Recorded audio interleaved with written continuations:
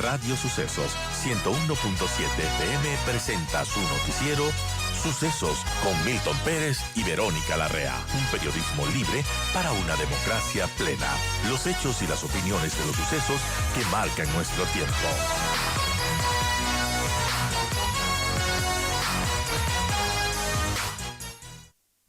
Buenos días, Vero. Gracias por acompañarnos, amigos. Vamos a seguir analizando las 8 preguntas planteadas por el presidente de la República, que ahora se sabe no solo serán 8, sino posiblemente 10.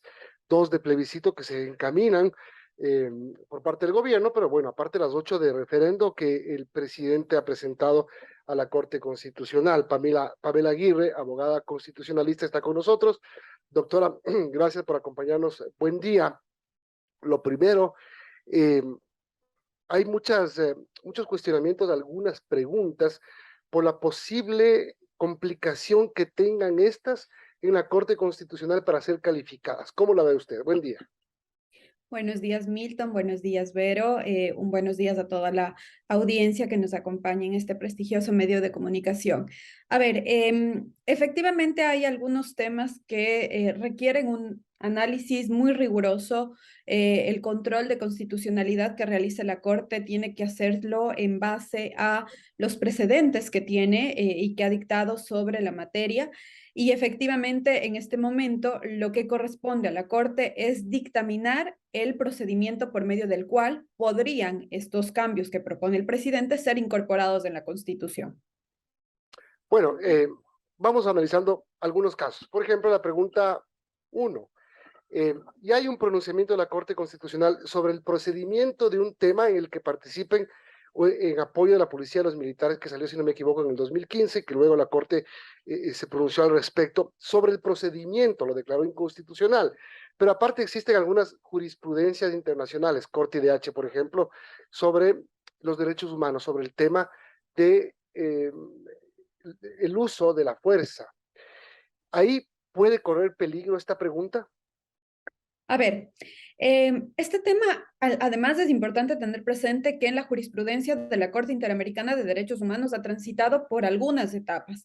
La primera, efectivamente, en un caso contra el Ecuador que fue emitido en 2007, el caso Zambrano Vélez, en el cual el Ecuador fue declarado responsable internacionalmente por haber violado los derechos de vida e integridad de personas que habían resultado muertas por un operativo que se llevó a cabo por parte de Fuerzas Armadas durante un estado de excepción en la ciudad de Guayaquil. Y efectivamente ahí la Corte Interamericana, a pesar de que el Estado ecuatoriano reconoció la responsabilidad internacional, señaló algunos estándares respecto a la función que tienen Fuerzas Armadas dentro del orden interno. Pero también es importante señalar que en Latinoamérica la escalada de violencia ha transitado por momentos muy complicados, al punto de que, pues, lamentablemente, Colombia, México han normalizado el uso de la fuerza pública dentro de las operaciones internas. Y esto efectivamente ha devenido en violaciones de derechos humanos. Y un caso que se debe tomar en cuenta a propósito del análisis efectivamente del estándar internacional, sobre todo del estándar más reciente, es el caso Alvarado versus México, que data de 2019, perdón, en el que efectivamente la Corte analiza cuál es el rol que debe cumplir Fuerzas Armadas dentro de estas funciones de seguridad interna, y ahí específicamente la Corte sí que señala y determina que cuando se dan esta necesidad imperiosa, es necesario que se cuente con normas previas, claras, públicas y que den certeza sobre procedimientos. Entonces, lo que sí quiero señalar es que la Corte no es que ha satanizado per se el uso de Fuerzas Armadas dentro del orden interno, sí ha determinado estándares rigurosos para cuando esto opere. En el caso del cambio constitucional, por eso hay que leer con mucho detenimiento el sustento del Ejecutivo y cómo esto podrá ser incorporado en el ordenamiento interno, porque si bien efectivamente sí hay y sí se ha señalado que Fuerzas Armadas tienen un rol de defensa de la soberanía y no de la seguridad interna, también se ha señalado que hay momentos en los cuales la sociedad necesita utilizar todo el uso de la fuerza que pues tiene a su alcance el Estado. Entonces, es un análisis complejo. Yo no creo que la respuesta sea tan evidente como muchos señalan. Creo que realmente en este punto hay que analizar el estándar, la realidad del Ecuador y lo que es posible y factible, además dentro del marco de la ley de uso de fuerza, porque también hay que tener presente que esta ley se ha incorporado recientemente y entonces en esta ley claramente ya el Ecuador está cumpliendo con una obligación que se determinó inclusive hace poco en una sentencia en Castañer versus Ecuador, que fue notificada hace unas semanas al país, efectivamente en el cual se le exigía contar con una norma que precise operativos, que precise procedimientos, que precise el uso de la fuerza. Son las 8:27. Estamos conversando con Pamela Aguirre Castro. Ella es abogada experta en temas constitucionales. Pamela, buenos días. Te saluda Verónica Larrey. Bueno, sobre esto, obviamente, habrá que pasar ese filtro de la Corte Constitucional y esta entidad podrá incluso modular las preguntas, ¿no? Ahora, viendo otros temas que plantea el presidente Lasso, por ejemplo, esto de reducir asambleístas, hay quienes creen que podría afectar a la participación ciudadana.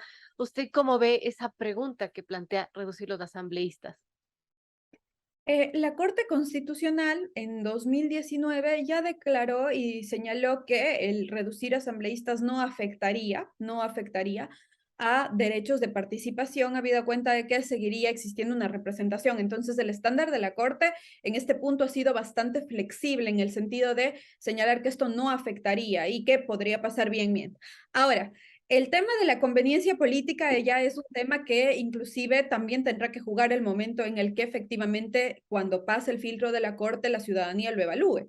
Al final del día, ¿quiénes resultarán más afectados con la reducción de asambleístas? Pues siempre van a ser las provincias más pequeñas, siempre aquellas provincias que tienen una infrarrepresentación. Piense usted en Pastaza, en Galápagos, en Zamora, que cuentan a día de hoy con 2 asambleístas, que son los 2 asambleístas que les corresponden por provincia, pues posiblemente se queden con uno. Entonces, creo que este ya es un tema más de conveniencia política porque el estándar determinado por la Corte Constitucional ha sido señalar que esto sí es posible realizarlo a través de una enmienda constitucional. Vuelvo a la reflexión. Otro es el análisis ya político, el análisis de conveniencia de si esto al final va a beneficiar para contar con una democracia más competitiva. Bueno, sigamos hablando sobre la constitucionalidad o posible no constitucionalidad de algunas de las preguntas, como por ejemplo la pregunta, la pregunta 2, que habla de la extradición. Ahí también hay un artículo constitucional, si no me equivoco, el 79, que dice que los ecuatorianos tienen que ser juzgados en su país. ¿Cómo, cómo nos saltamos de esto o cómo cambiamos esto? ¿Se puede hacerlo a través de una pregunta de enmienda, como la plantea el presidente Lasso? A ver, el contenido de los derechos, el contenido en teoría constitucional, no les voy a complicar muchísimo, pero en teoría constitucional se habla de algo que se denomina el núcleo esencial del derecho.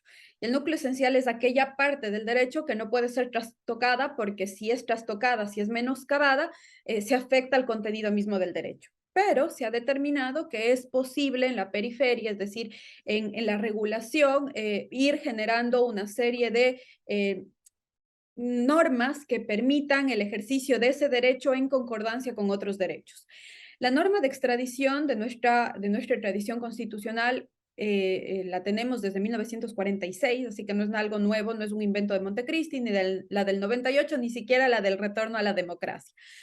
Y efectivamente es una regla general que asegura que las personas sean juzgadas por su juez competente y además en el lugar en el donde básicamente se encuentran. Es decir, si se encuentran en territorio ecuatoriano, no exista posibilidad de a un ecuatoriano extraditarlo.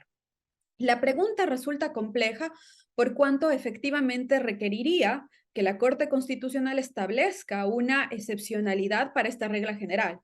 ¿Es posible? Bueno, jurídicamente hablando, si se justifica la gravedad de los delitos por medio de los cuales podría darse la extradición y sobre todo se mantiene la regla general que para delitos comunes la extradición de los ecuatorianos es inviable y solo es posible en estos casos excepcionales, podría pasar el filtro.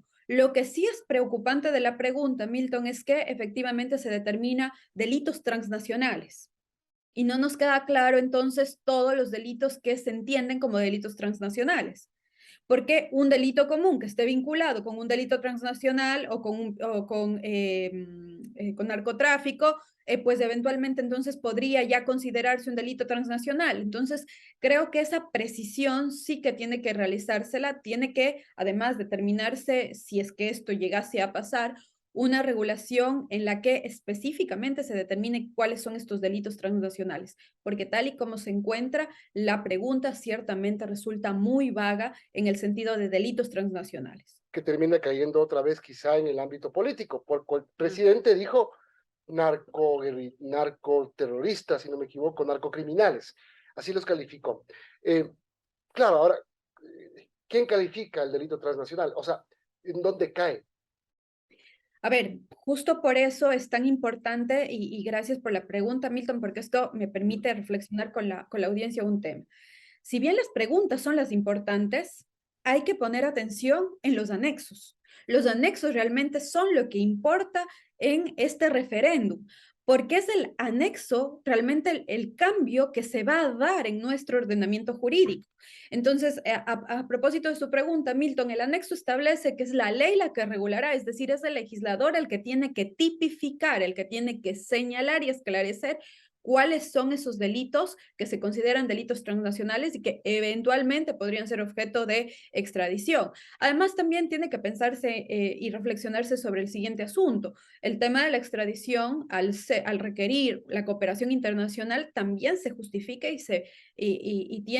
debe contar con un sustento de un tratado bilateral respecto a las posibilidades de extradición y cómo se da la extradición, los límites que existen y bueno, esto ya existen también en las normas generales de derecho internacional público. Muy importante, ya que estamos en orden de las preguntas, también se levantó una pequeña polémica con la Fiscalía por una de las preguntas que planteó el presidente Lazo, y es esta: ¿está usted de acuerdo con garantizar la autonomía de la Fiscalía General del Estado para que esta selección evalúe, Hacienda capacite y sancione a los servidores que la conforman a través de un consejo fiscal, enmendando la Constitución de acuerdo con el anexo 3? ¿Cómo ve ese tema que, por cierto, la Fiscalía reaccionó a través de un comunicado rechazando esta situación?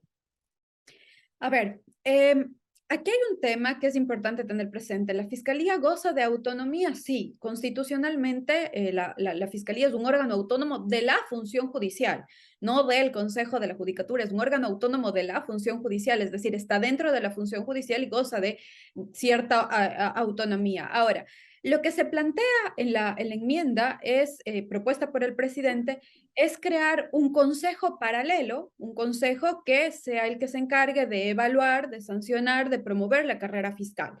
El precedente de la Corte, determinado en 2019, ha señalado que sacarle a la Fiscalía de la función judicial no puede hacerse vía enmienda, sino a través de reforma parcial. Pero la Corte nada ha Eso se dicho. había planteado incluso, perdóname Pamela, en la propuesta de consulta popular de la comisión esta de reinstitucionalización, que planteaba una pregunta similar. Efectivamente, pero yo diría, Milton, que sí tiene unas particularidades y la particularidad aquí es que lo que planteaba el Consejo de Reinstitucionalización era sacarle a la Fiscalía de la función judicial.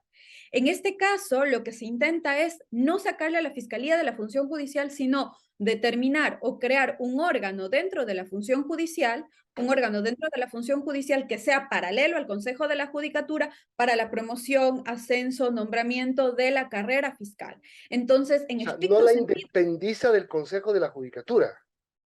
la independiza del Consejo de la Judicatura, no de la función judicial. Eso es lo que tiene que entenderse. ¿Y no es lo La mismo? función, no, la función judicial es la rama que se encarga de la administración de justicia por sus diversos órganos. Y Tiene el un otro es órgano administrativo. administrativo.